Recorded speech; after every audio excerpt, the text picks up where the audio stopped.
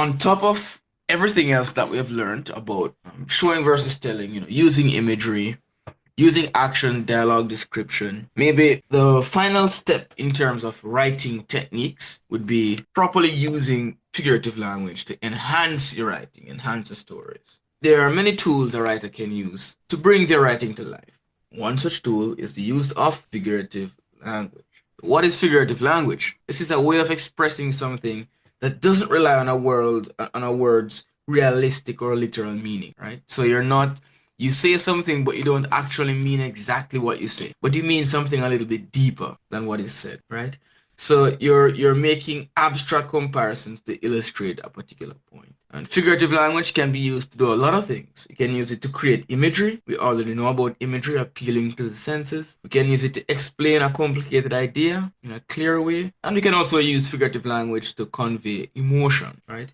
And so we're gonna look at many ways in which you can use an array of figurative techniques. This one is quite simple. It's like the first one we learn about in literature class, maybe even in English class. Simile. This is related to our story writing. We want to be able to actually use these as we write our stories. Then our stories will be more interesting. So if you incorporate this with everything else you've learned so far, your story will sound very compelling, very interesting. So simile, this just creates a comparison between two things using as or like, or than, actually, right? So the desert was as dry as bone.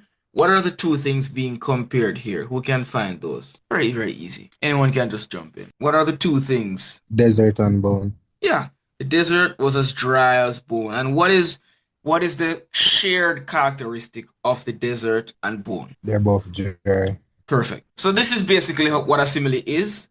And if we can throw in a couple of similes as we write our stories, it would make the imagery a little bit more interesting. So sometimes we can use interesting adjectives that vividly appeal to senses. Other times we can mix that in with some similes. So the reader can get an idea of, for example, how dry the desert is. The desert was as dry as bone. We know that bone is very dry, so the desert is just as dry, right? Her tempers, so we're comparing two things again. Her tempers were like an uncontrollable storm. What is the shared characteristic here? This one is very interesting. What is similar between her tempers, how she behaves, and an uncontrollable They're storm? both controllable. Yeah, that's right. They're both uncontrollable. So as we imagine you're writing about an angry girl or a girl that's out of control. One of the ways in which you could really build that idea up is to use a simile like this, where we can now imagine a storm. We can imagine there was a recent hurricane, Beryl. We can imagine Beryl just ripping up trees and houses. And that's what this girl is like when she gets into her fits of rage. So similes can be very, very effective, right? He's faster than a speeding bullet. Very cliche one, right? He's compared to a bullet, and they both have that high speed. So similes are easy to use, but even though they're easy, they can be quite interesting, quite effective. Now, what do you think is the difference between an interesting simile and a boring simile? What's a good simile? I think here, this simile is a little boring. The last one, a little boring. This one. But I think the second simile is quite interesting. What is the difference? What makes a simile interesting? When you don't hear that a lot. Yeah, that's it, Shia. So when we're making our similes, when we're constructing the comparisons, let's try to find comparisons that we don't hear every day. We hear faster than a bullet, fast as a bullet every day, right? That fast as lightning. That's a pretty. If I look at Terry's profile picture, see Usain Bolt, first thing that comes to mind, fast as lightning. Right? In his case, it's interesting because his last name is Bolt, which is connected to lightning. But an uncontrollable storm. That's interesting. We don't hear that every day. So when you're constructing your similes, try to not just use the most obvious comparison you can think of. Yeah. All right, let's do a little bit of analysis now. So that was just basically what a simile is. So a little bit of analysis. We'll read through these examples and see if we can write down the comparison being made and the idea that is conveyed. First one, he's as thick as a brick. And how we break this down, this example is comparing his brain to a brick, which is an inanimate object, communicating what idea? The idea that he's not very intelligent. This is how I want us to break down these similes, right? He's as thick as a brick. In patois in Jamaica, we say him head tough. You know, you don't have a brain. You're not teachable. You don't learn easily. You're quite dense, quite stupid. So that's an interesting simile, right? What about these other three? Let's see if we can break them down. Number two, she hung her head like a dying flower. What two things are being compared? What is the shared characteristic? What is the idea? I could try. Go ahead, please. So the answer I put is that the example is comparing her head to a dying flower, which shows that the flower lacks life and joy, communicating the idea that she is very sad. Perfect. Perfect. Perfect. That's it. Nothing to add, nothing to subtract. All right, number three. Who has that one? Anybody? Her skin was as soft as a nesting dove. One for the romantics. Nobody can handle it. Varus, did you get through that one as well? No, I haven't reached that one yet, but I can try. All right, give it a shot. Okay, so let's see. So the example is comparing her skin to that of a nesting dove, which conveys a sense of comfort and gentleness, which communicate the idea that her skin was soft and has a certain comfortable quality to it. So Pretty much, yeah. When you imagine a nesting dove, imagine something soft, gentle, relaxing, comforting. Touching her skin would give you that same feeling, same homely feeling. Very good. All right, let's give Varys a break. Number four, come on. We reached number four. The branches of the tree were draped like curtains. Even if you didn't get to it, just jump in and give it a shot. Well, I had the branches were compared to curtains because they were in a twisting or curved manner, which gives the ideas that it's a lot of branches. Yeah, a little branches just hanging down. Who knows? Maybe they're so laden with fruits, or maybe the tree is old. But we can make that comparison. We know how draped curtains look, right? All right, pretty good. So next, let's see if we can do some identification before we move on to some writing. So here we have a paragraph, maybe 50, 60 words, and there are a couple of similes used in this extract. So I'm just going to give you, let's make this into a challenge. 3 minutes, and I want you to just jot down, you can maybe in bullet points, or guess what?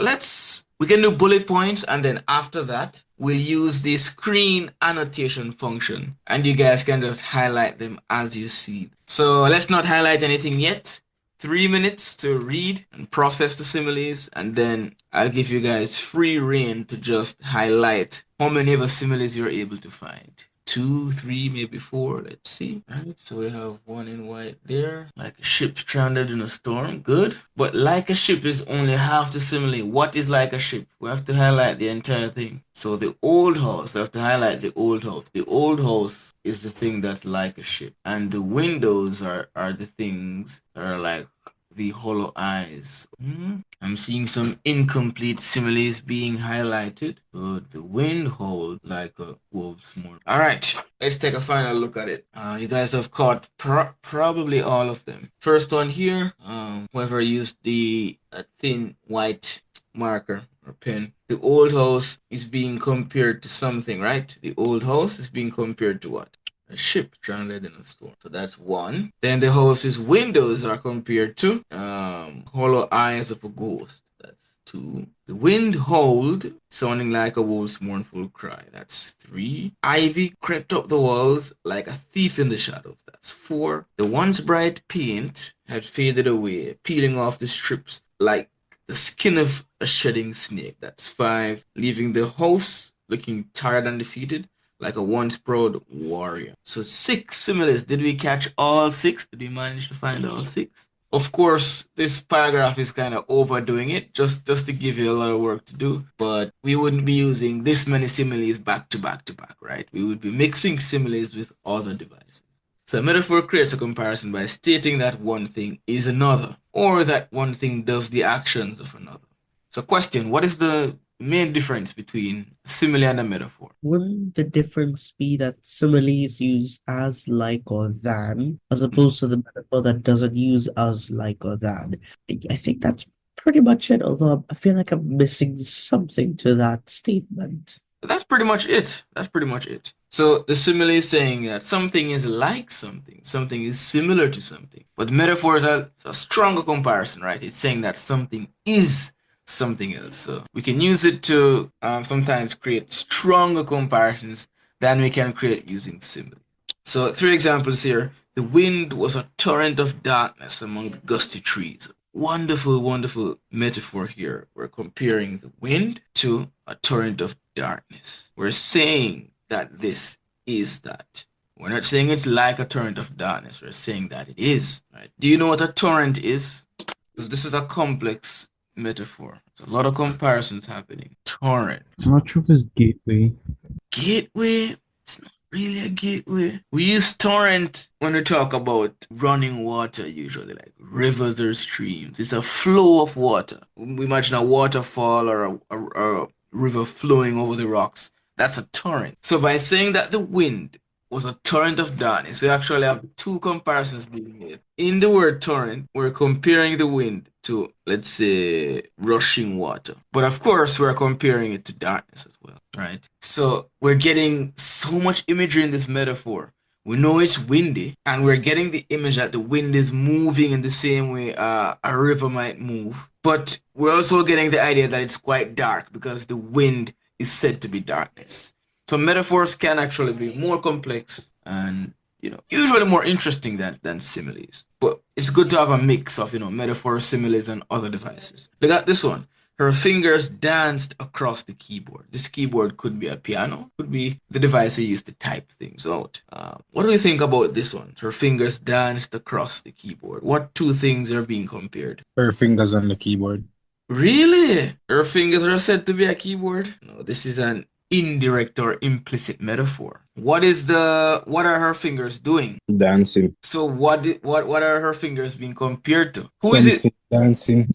A dancer. Yeah, pretty much. So we didn't get a very clear her fingers were a dancer on the keyboard. No, her fingers danced across the keyboard. And by the action of dancing, the fingers have become dancers. So that's a metaphor as well, even if we don't say A is B. Just based on the action we attribute to A, we can infer that A is B, right? So her fingers danced across the keyboard. What impression do you get? What idea do you get from that metaphor?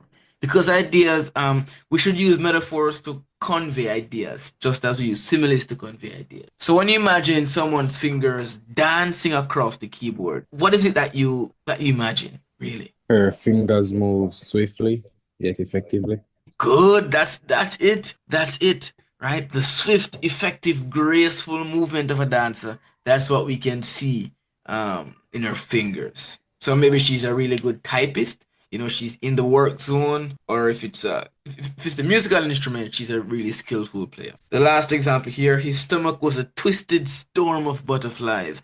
What a metaphor. We have his stomach, right, being compared to a storm, but this is a storm that is now compared to butterflies. So it's like two layers of metaphors, right? And it is twisted. What's going on? What is the idea being conveyed? That he is overwhelmed and happy. Could be happy. Yeah, could be happy. Feeling it's kind of an improvement on this statement. Oh, he felt butterflies in his stomach. We know that that's a cliche, that feeling of giddiness or nervousness. But when you turn that into a rich metaphor, no, his stomach was a twisted storm of butterflies. It's not just butterflies anymore. It's a storm. It's so many butterflies swirling around in his stomach. We can imagine thousands of butterflies just spinning around in unison, right? And imagine feeling that in your stomach. So metaphors can really provide the kinds of images to the reader that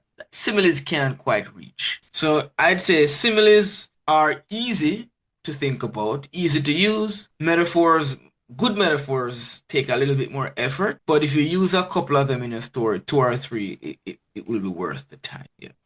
All right, let's see if we can do a little bit of analysis, just like we did with the similes. So, example here, her fingers danced across the keyboard. The example is comparing her fingers to dancers who move smoothly and gracefully. suggesting that she plays the piano with ease and elegance. Or it could be typing if that's the keyboard being referred to. All right, so I'll give you another minute or two, and then we'll try to break these metaphors down, see what's being compared and what idea is being conveyed. All right, we've had a few moments to think about these metaphors. Let's see if we can break them down, see what two things are being compared and what idea is being conveyed. So, number two, the wave was a giant hand closing in around him. What two things are being compared and what is the idea being conveyed? The wave, sir, and a giant hand. Yeah, the wave is a giant And hand. and then the idea is that he's being enclosed, or yeah, he's being surrounded. Good. So even though we haven't seen the entire story in which this sentence is a part, we do get the idea of him being surrounded by this wave. This it kind of reminds me of when Moses parted the Red Sea, and it's like you're in the middle of those two waves, or just being surrounded. Do you get any emotion from this metaphor, especially with the closing in? What are you feeling? Wait, sir, could you repeat that, sir? What are you feeling, or what do you think this character might be feeling based on how this metaphor is written? There may be a feeling that his life is in danger. Yeah. The fear, the anxiety, the overwhelm. The interesting thing about it is the wave here could be an actual wave in the story, a literal wave. But you could actually lead this metaphor could be built up where the wave isn't even literal. The wave could be whatever problem this person is being overwhelmed by. It could be they're getting into trouble and now they're trapped and there's no way out.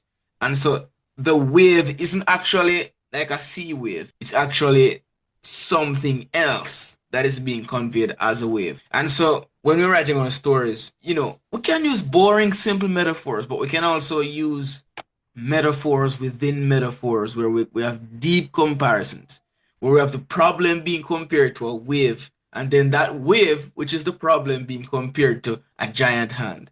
And then we have the closing in around him to convey that sense of fear and that sense of helplessness. So we are the master of the language, right? We are able to twist the words in whichever sense we want to twist the words, just as long as the ideas are clear and powerful. Yeah. Words are powerful weapons. What two things are being compared? What is the idea? Words and weapons. Yeah. And what's the idea here? What's the meaning? All right, so I wrote that one down. Even though words aren't physical, they can have a big impact on someone or something. And in this case, a negative impact, a damaging impact, right? An injurious impact. And we could throw this metaphor in, let's say we're writing a story and someone gets insulted and it affects them. We can't just throw that into the narration. Words are a powerful weapon. Or someone might be taught a lesson and they're saying, hey, you need to watch how you speak. You can hurt someone with the words. And you throw this line in a piece of dialogue. Very interesting. Yeah, very interesting. And it's a simple metaphor, isn't it? It's a simple one. We know that it's true, but it's still effective. All right, the last one. The promise between us was a delicate flower. What two things are being compared here? And what's the idea? Promise and flower. Good. And what's the idea? The idea is that the promise was a mutual agreement that had no issues.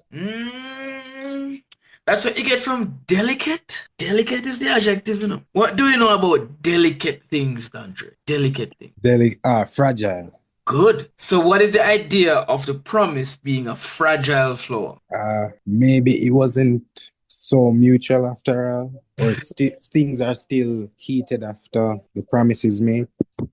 Could be. That could be. That could be it. Anything else that might be more accurate to what delicate is suggesting? The word delicate is a very interesting word here because we know that when physical things are delicate, they break easily, like glass. We know that promises are statements or are like contracts that we make that can be broken very easily. So what is the idea where we say a promise is delicate? Chaya says the promise was something meaningful or important, but I don't get meaningful from delicate though. Easily broken.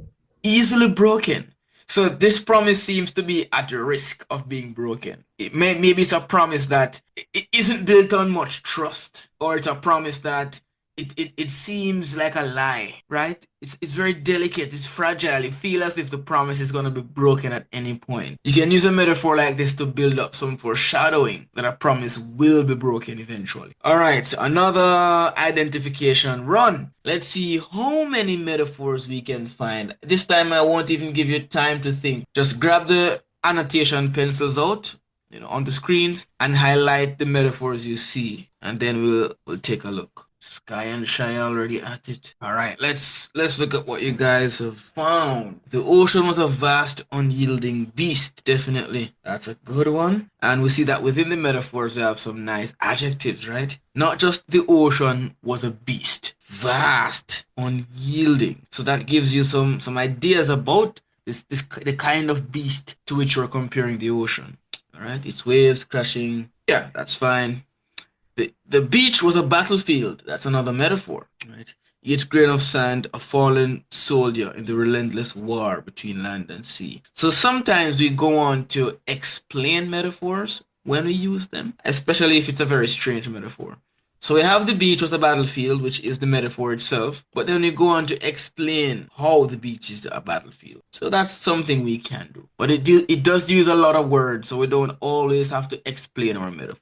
Yeah, if the meaning is clear, no need to explain it. The sea never sleeps, Maria said, staring out at the horizon, where the sky met the water in a never-ending embrace. Wow. The idea that the sky is embracing the water, that's a simile. That's a metaphor. But what is the comparison? The sky met the water in a never-ending embrace. What's the comparison here? Usually And said it's making comparison to the horizon in the distance, where the sky and the water seem to meet at each other. yeah, but this meeting of the sky and the water, what is that compared to when we look at never-ending embrace? Because we know that they can't literally embrace or hug. So it's given a human-like quality to an embrace.